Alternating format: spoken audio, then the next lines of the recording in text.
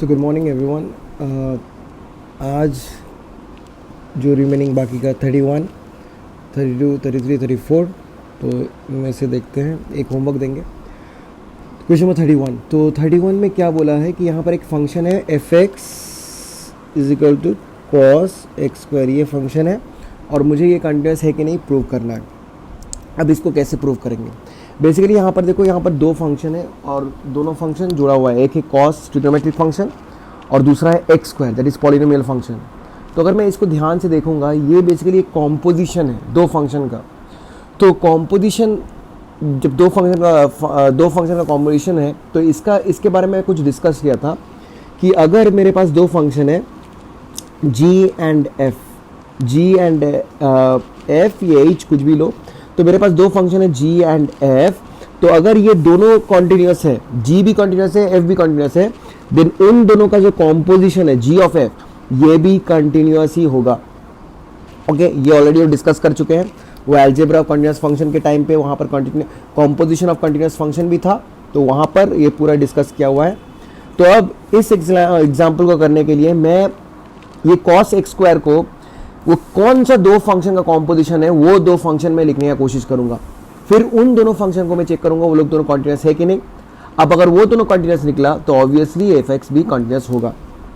तो मैं क्या कर रहा हूं, यहाँ पर दो फंक्शन डिफाइन कर रहा हूं, जैसे कि let G and H be two functions defined by gx is equal to cos x and hx is equal to x square respectively। तो ये gx हो गया cos x और hx क्या हो गया x square। अब बेसिकली ये g of f होगा या h of g होगा, ये कैसे समझ में आएगा? तो बेसिकली देखो कौन सा फंक्शन के अंदर क्या है। तो यहां पर देख रहा हूं g फंक्शन के अंदर x स्क्वायर है, कॉस के अंदर एक्स स्क्वायर है, तो इसीलिए ये जी ऑफ एफ होगा। तो नाउ मैं लिखूंगा g of f that is equal to, sorry not g of f, g of h is equal to g, कैसे लिखेंगे? जी अंदर हो जाएगा उसका, जैसे बोला कॉस के अंदर एक्स स्क्वायर है तो जी के अंदर एच एक्स होगा। अब एच एक्स का वैल्यू क्या है, तो ये बन जाएगा जी ऑफ एक्स स्क्वायर। तो g x is what, cos x, g x क्या है, कॉस एक्स है, तो जी एक्स स्क्वायर क्या हो जाएगा, ये हो जाएगा तुम्हारा cos X square and that is nothing but F x. तो मैं एफ एक्स को क्या किया, दो अलग अलग फंक्शन का कॉम्पोजिशन करके एक्सप्रेस कर दिया। तो अब मुझे देखना है क्या जी और एच ये दो फंक्शन कॉन्टिन्यूस है कि नहीं। तो जी जो है वो तो ट्रिग्नोमेट्रिक फंक्शन है और कॉस एक्स वो तो अपने डोमेन पे हमेशा ही डिफाइंड होता है, तो वो तो कंटिन्यूस होगा ही होगा। तो मैं यहां पर लिखूंगा g x is equal to cos x is a continuous function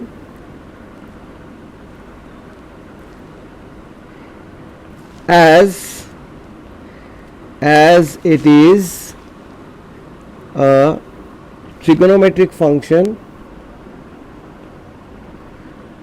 which is defined for all values of x।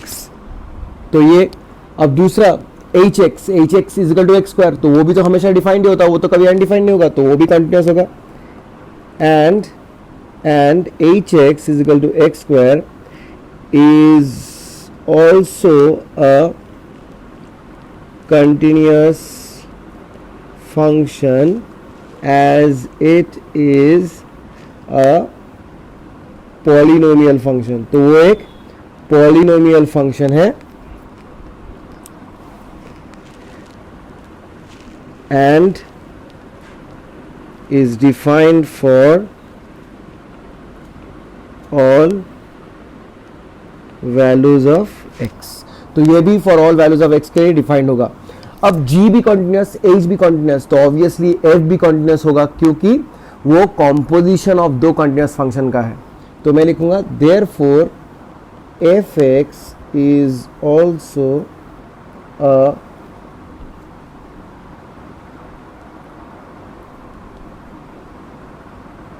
continuous function as it is the composition of two continuous functions। बस हो गया। नाउ नेक्स्ट थिंग अब जो करेंगे वो है question number 32। Homework कर लेना उसको। 32 में थोड़ा बस बता दे रहा हूँ।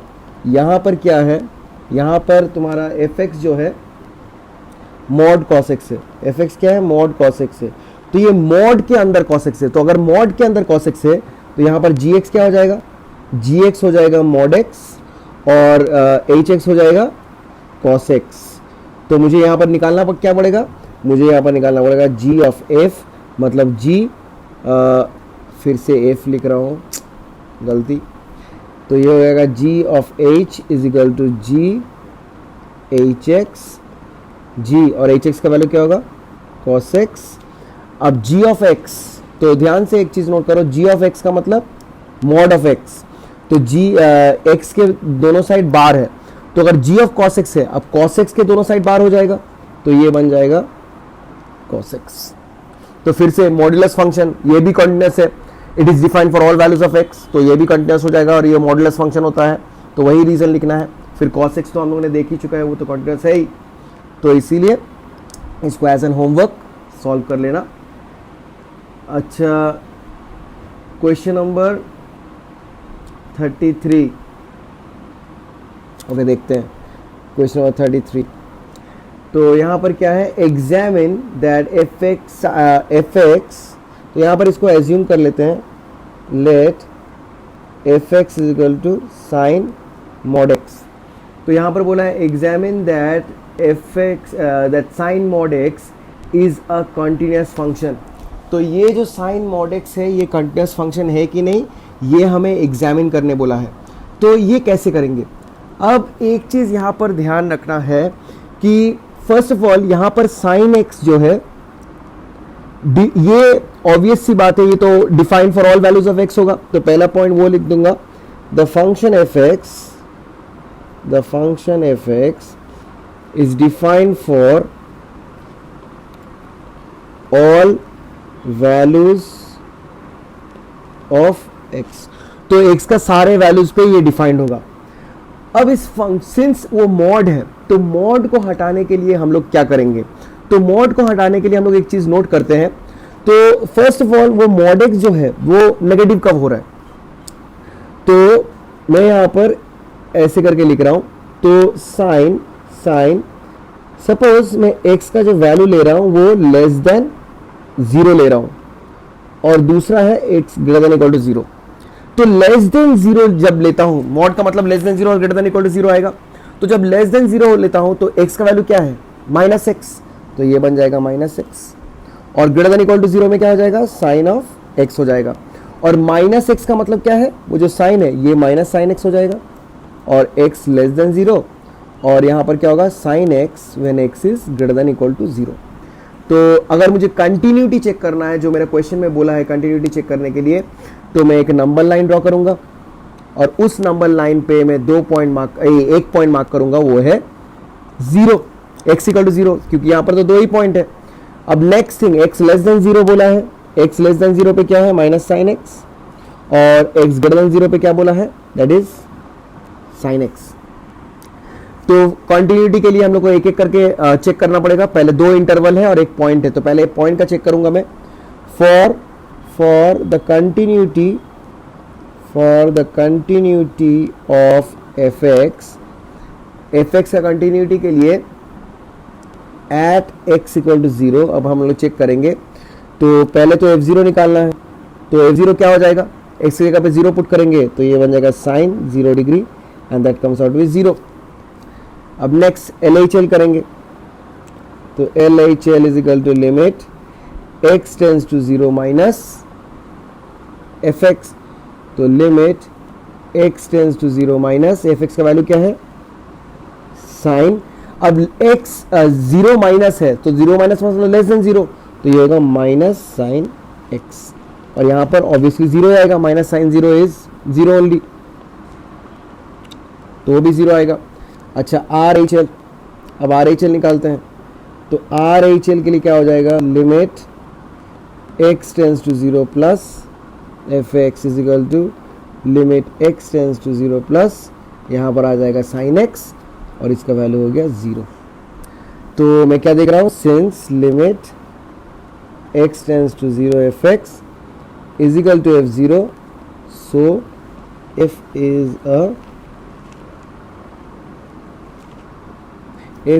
a नहीं,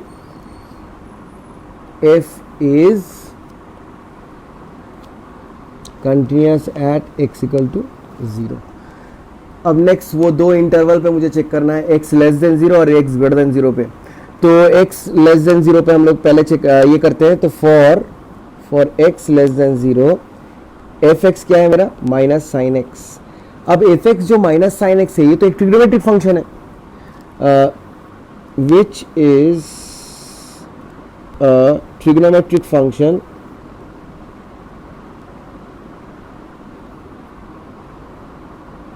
so it is continuous for all values of x less than 0।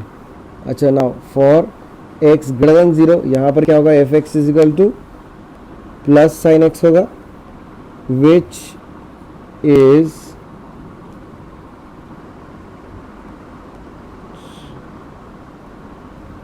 Trigonometric function, so it is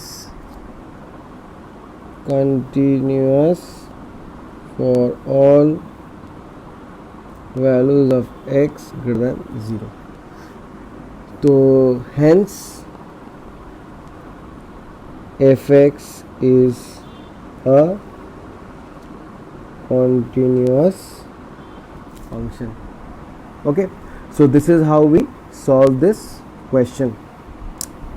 अच्छा नेक्स्ट अब करते हैं last question of this exercise, that is question number 34 है आई गेस, या तो वो क्वेश्चन कुछ अलग टाइप का है, बेसिकली अलग क्या है, मॉड है वहाँ पर, तो थोड़ा सा ध्यान रखना है एक चीज़। तो mod x minus mod x minus one. अब ये क्वेश्चन थोड़ा सा ध्यान से सुनो। तो find all the points of discontinuity of f defined by F x equal to mod x minus one. तो इस फंक्शन का जितना भी पॉइंट ऑफ डिसकंटिन्यूटी है वो निकालना है, यहाँ पर कंटिन्यूटी चेक नहीं करना है, पॉइंट ऑफ डिसकंटिन्यूटी निकालना है। तो फर्स्ट ऑफ ऑल मैं इसको नंबर लाइन पे ड्रॉ करने की कोशिश करूंगा। अब ये जो नंबर लाइन में ड्रॉ किया तो पहले तो मुझे पॉइंट्स मार्क करना पड़ेगा। तो वहाँ ये मैं कौन से पॉइंट्स मार्क करूंगा, मैं वो सब पॉइंट्स मार्क करूंगा जहां पर ये दोनों जीरो हो रहा है। तो ये जीरो कब हो रहा है, ये जीरो हो रहा है जीरो पे, तो ये मार्क कर दिया मैं जीरो। और ये कब जीरो हो रहा है, ये जीरो हो रहा है वन पे, तो यहां पर मैं मार्क कर दिया वन। तो पहले ये दो मार्क किया। उसके बाद हम लोग, तो मुझे तीन इंटरवल मिला, एक तो ग्रेटर देन जीरो मिला, एक ग्रेटर देन वन मिला, फिर जीरो और वन के बीच में मिला, और लेस देन जीरो मिला। तो इसको मैं ठीक से लिखता हूं, F x is equal to कुछ ऐसा लिखता हूं, एक्स लेस देन जीरो, फिर लिखूंगा एक्स, एक सेकेंड इसको थोड़ा सा और इधर लिखते हैं, एक्स लेस देन जीरो, फिर zero X one,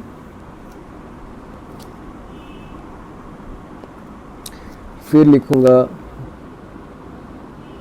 x greater than equal to one. ठीक है, तो ये मैंने मेंशन कर दिया, तीन इंटरवल मेरे पास ऐसे करके।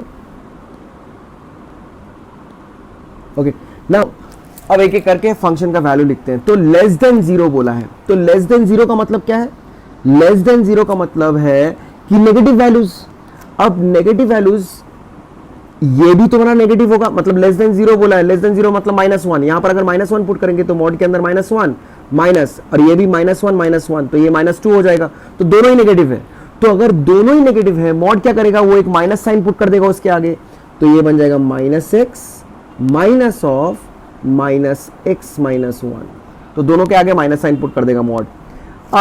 अब मैं इन दोनों के बीच में ले रहा हूँ, 0 और 1 के बीच में, 0 और 1 के बीच में ले रहा हूँ, सपोज 0.5 लिया, तो ये बन जाएगा मॉड 0.5 मतलब पॉजिटिव माइनस 0.5 माइनस 1, तो ये तो नेगेटिव आ रहा है, तो एक पॉजिटिव, पहला वाला पॉजिटिव और दूसरा वाला नेगेटिव, तो पहला वाला का जो साइन है वो होगा पॉजिटिव और दूसरा वाला का जो साइन है वो हो जाएगा फिर से नेगेटिव, तो ऐसा कुछ होगा। अब नेक्स्ट ग्रेटर देन 1, तो 1 से बड़ा है, तो 1 से अगर बड़ा है तो उसका मतलब क्या है, 2 ले लेते हैं, तो अगर 2 लिया तो ये mod 2 positive minus mod of 2 minus 1, ये भी पॉजिटिव, तो दोनों पॉजिटिव है, कोई साइन वाइन चेंज नहीं होगा, जस्ट मॉड को हटा दो, x माइनस 1, तो इसको थोड़ा सा सिंप्लीफाई करने से ये आ जाएगा, ऊपर में x minus x plus x cut गया, तो यहाँ पर होगा -1 फॉर x लेस देन 0, उसके बाद the second one will be minus minus गया, it will be 2x minus 1,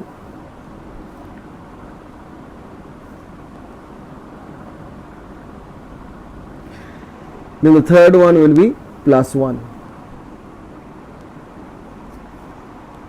तो मुझे पॉइंट ऑफ डिसकंटिन्यूटी बोला है, तो एक एक करके मुझे सारा पॉइंट्स करना है। अब कौन कौन सा पॉइंट्स करूँगा, एक तो होगा x = 0, दूसरा होगा x = 1, और इंटरवल्स क्या है, x < 0, ये तो हमेशा कंटिन्यूस होता ही है इंटरवल्स पे, तो ये लास्ट में कर देंगे, और ये वाला है x > 1।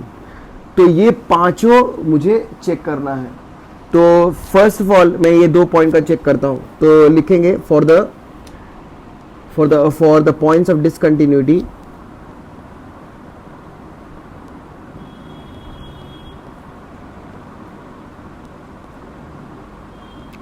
for the points of discontinuity at x = 1, अब x = 1 पे चेक करेंगे, x = 0 करते हैं, वो पहला है, तो 0, तो फर्स्ट ऑफ ऑल f0 कितना है, the value of f0 is equal to, यहाँ पर 0 पुट कर दो, x ये वाला होगा, तो 2 × 0 - 1 दैट इज इक्वल टू -1, तो f0 का वैल्यू कितना आ गया, -1। अब नेक्स्ट जो करेंगे वो है LHL, यहाँ पर दोनों ही करना पड़ेगा, LHL और RHL, क्योंकि लेफ्ट हैंड साइड में कुछ और है, राइट हैंड साइड में कुछ और है, तो LHL जो हो जाएगा limit x tends to 0 minus fx, तो limit x tends to 0 minus, और fx का वैल्यू क्या हो जाएगा 0 माइनस पे, तो 0 माइनस मतलब लेस देन 0, और लेस देन 0 पे fx का वैल्यू है -1, तो ये आ गया -1। अब होगा RHL,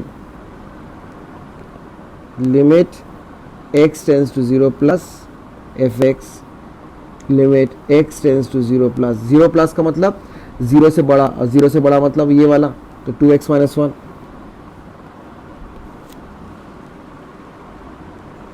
तो ये हो गया 2 × 0 = 0, तो ये भी आ गया -1। तो मैं देख रहा हूँ यहाँ पर तो कंटिन्यूस है 0 पे, since limit x tends to 0 fx is equal to f0, so fx is continuous at x = 0। अब x = 1 करते हैं, नाउ एट x = 1, तो पहले f1 निकालेंगे, तो f1 कितना है, f1 इक्वल टू साइन पे 1 दिख रहा है, तो f1 हो गया 1। Now second point that is LHL, that is limit x tends to 1 minus, अब 1 माइनस लेस देन 1 मतलब ये 2x - 1, तो ये हो जाएगा 2x - 1, तो 2 1s are 2 -1 दैट इज, ये भी 1 आ गया। अब थर्ड पॉइंट है RHL, that is equal to limit x tends to 1 plus, और 1 प्लस मतलब 1 से बड़ा, और उसका वैल्यू कितना है, इसका वैल्यू है 1। तो यहाँ पर भी कंटिन्यूस है, since limit x tends to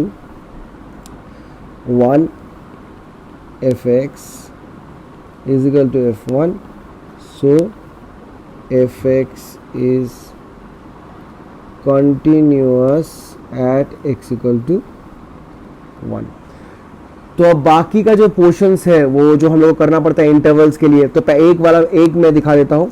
तो पहले लिखूंगा मैं for x less than 0 f x is equal to क्या है, लेस देन 0 पे -1 है, तो f x equal to -1, so it is which is a so नहीं which is a constant function which is a constant function, so it is